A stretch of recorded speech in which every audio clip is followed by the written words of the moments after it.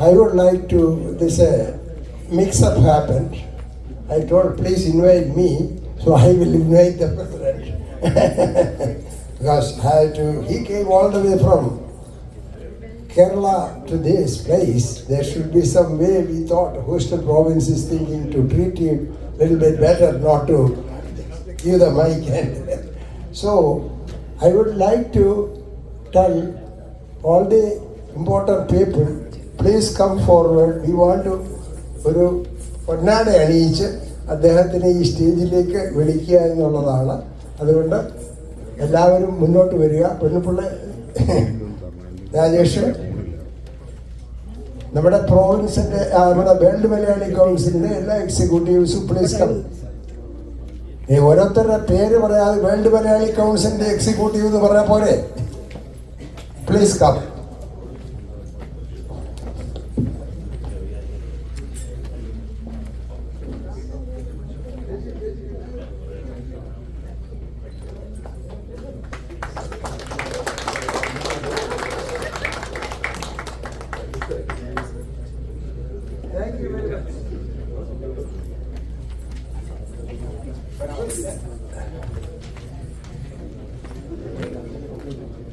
Now I invite our global president, because World Malayali is in a three-tier step: global, regional and province.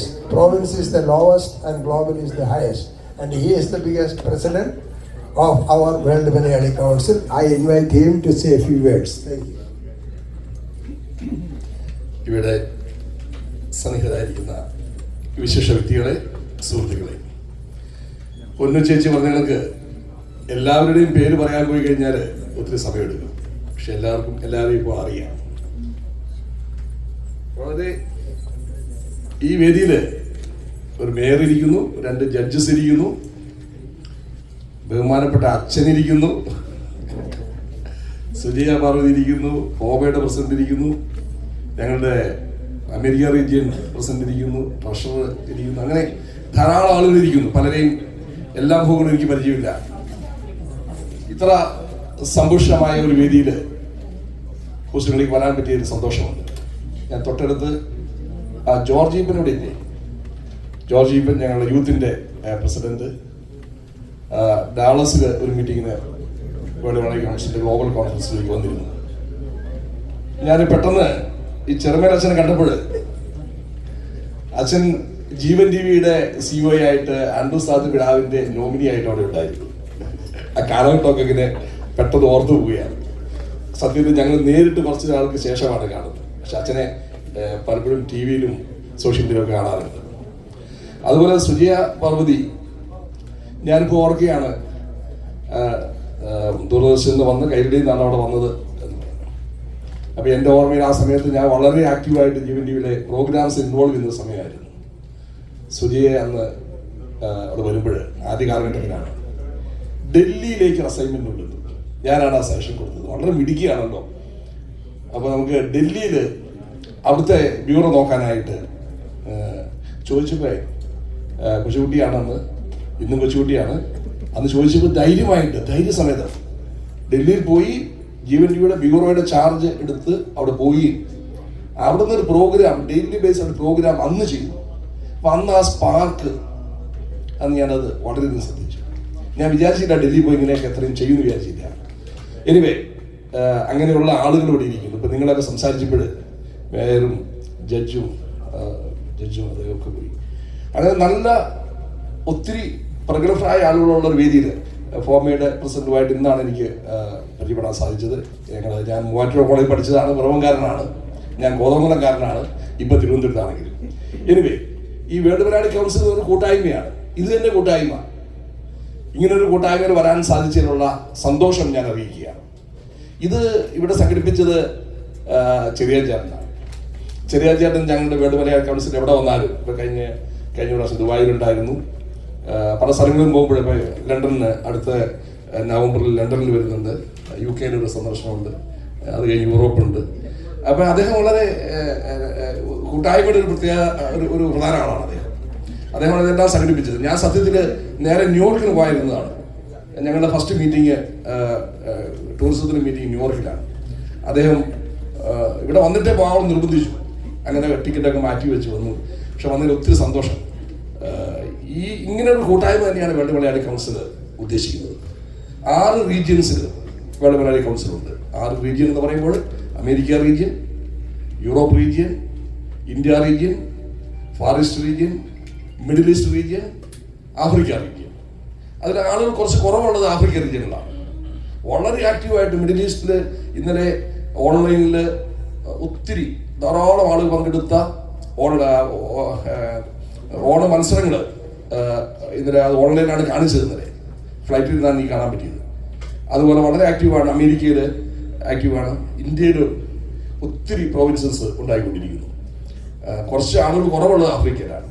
യൂറോപ്പിലേക്ക് ഞങ്ങളൊക്കെ പര്യടനത്തിന് പോവുകയാണ്. ഞാൻ പറഞ്ഞു വരുന്നത്, ഇങ്ങനെ TN ശേഷൻ ചെയർമാനായി 1995 തുടങ്ങിയ KPP നമ്പ്യാർ പ്രസിഡന്റായി തുടങ്ങിയ വേൾഡ് മലയാളി കൗൺസിൽ ഇങ്ങനെയുള്ള ഈ 6 റീജിയനുകളായി ഏതാണ്ട് 60ഓളം രാജ്യങ്ങളിലാണ് ഇതിന്റെ മെമ്പേഴ്സ് ഉള്ളത്.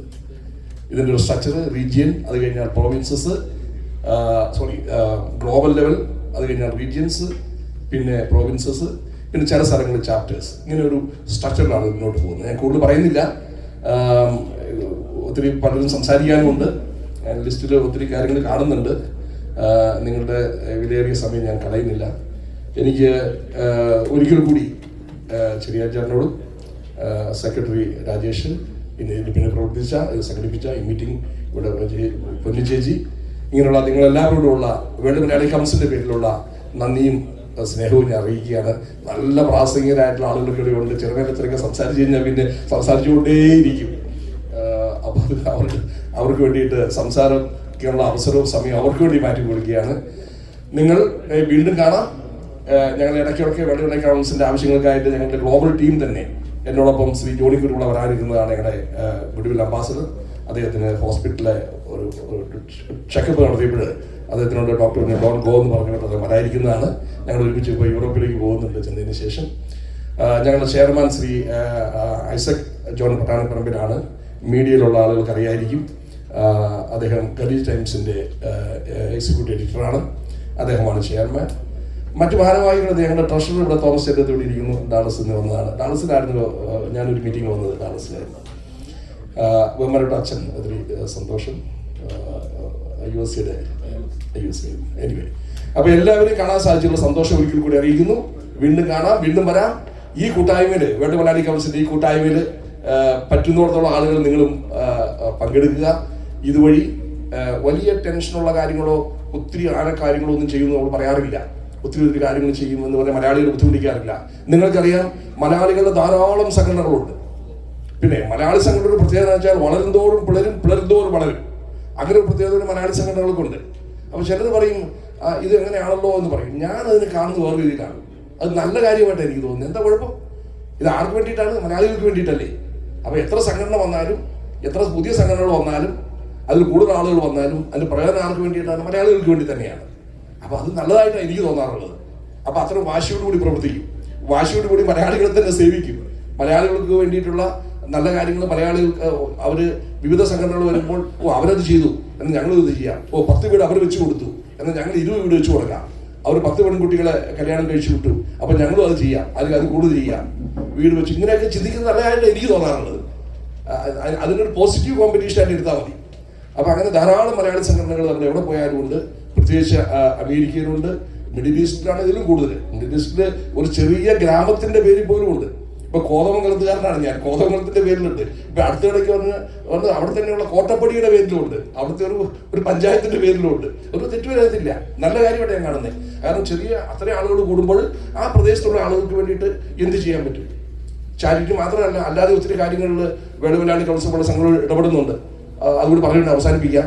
അതാണ് ഞങ്ങളുടെ വേൾഡ് മലയാളി കൗൺസിലിന്റെ മറ്റൊരു പ്രത്യേകത. അത് തന്നെയാണ്. ഒന്ന്, വിവിധ രാജ്യങ്ങളിലുണ്ട്, ചെറിയ ചേട്ടൻ ആദ്യം പറഞ്ഞാണെങ്കിൽ. 2, ചാരിറ്റി മാത്രമല്ല വേൾഡ് മലയാളി കൗൺസിൽ ചെയ്യുന്നത്. മറ്റ് സംഘടനകൾ ചെയ്യുന്ന സാധാരണ ചെയ്യുന്ന സെമിനാറുകൾ, കോൺഫറൻസുകൾ, ബിസിനസ് മീറ്റ്, ഇതെല്ലാം ഉണ്ട്. ഇതെല്ലാം കൂടാതെ മലയാളികളുടെ, പ്രത്യേകിച്ച് വിദേശ മലയാളികളുടെ ആവശ്യങ്ങൾക്ക് വേണ്ടി ഗവൺമെന്റിലും മറ്റ് ഇൻസ്റ്റിറ്റ്യൂഷൻസിലും ചിലപ്പോഴൊക്കെ നമുക്ക് ശബ്ദമുയർത്തേണ്ടി വരും. ചിലപ്പോഴൊക്കെ നമുക്ക് അവരെ സമീപിക്കേണ്ടി വരും. ചിലപ്പോഴൊക്കെ നമുക്ക് അവർക്ക് നിവേദനങ്ങൾ കൊടുക്കേണ്ടി വരും. അങ്ങനെയുള്ള മലയാളികളുടെ മറ്റു കാര്യങ്ങളിൽ ഇടപെടുക. അത് രാഷ്ട്രീയക്കാരുടെ മാത്രം ഒരു രാഷ്ട്രീയക്കാർ ചെയ്യുന്ന ഒരു കാര്യം ആണ് കൂടുതലായിട്ട് അവർ ചെയ്യുന്നതാണ്. പക്ഷെ രാഷ്ട്രീയക്കാർ ചെയ്യുന്നവർക്കല്ല മലയാളി സംഘടന ചെയ്യുന്നത്. കാരണം വേൾഡ് മലയാളി കൗൺസിൽ പോലുള്ള സംഘടനയ്ക്ക് ജാതിയില്ല, മതമില്ല, രാഷ്ട്രീയമില്ല. എല്ലാ ജാതിയിൽപ്പെട്ട ആളുകളും വേൾഡ് മലയാളി കൗൺസിലുണ്ട്, എല്ലാ മതത്തിൽപ്പെട്ട ആളുകളും വേൾഡ് മലയാളി കൗൺസിലുണ്ട്, ഇവരെല്ലാം നേതൃത്വ നിരയിലുമുണ്ട്. അപ്പോൾ അതുകൊണ്ട് അങ്ങനെ ഒരു പ്രത്യേകത കൂടി വേൾഡ് മലയാളി കൗൺസിലുണ്ട്. ഞങ്ങൾ അങ്ങനെയുള്ള കാര്യങ്ങളിൽ സെൻട്രൽ ഗവൺമെന്റ് മുതൽ ഇന്ത്യയുടെ കാര്യം പറയുകയാണെങ്കിൽ സെൻട്രൽ ഗവൺമെന്റിൽ, സ്റ്റേറ്റ് ഗവൺമെന്റിൽ ഇങ്ങനെയുള്ള പോളിസി മേക്കിംഗ് കാര്യങ്ങളിൽ, പ്ലാനിങ് കാര്യങ്ങളിലൊക്കെ ഞങ്ങൾ ഇടപെടാറുണ്ട്. അതുകൂടി വേൾഡ് മലയാളി കൗൺസിലിന്റെ ഒരു ഉദ്ദേശ ലക്ഷ്യമാണെന്ന് പറഞ്ഞുകൊണ്ട് ഒരിക്കൽ കൂടി എല്ലാവർക്കും എൻ്റെ ആശംസകൾ, എന്നെ ക്ഷണിച്ചതിനുള്ള സന്തോഷവും നന്ദിയും ഒരിക്കൽ കൂടി അറിയിക്കുന്നു. നമുക്ക് വീണ്ടും കാണാം. Thank you very much.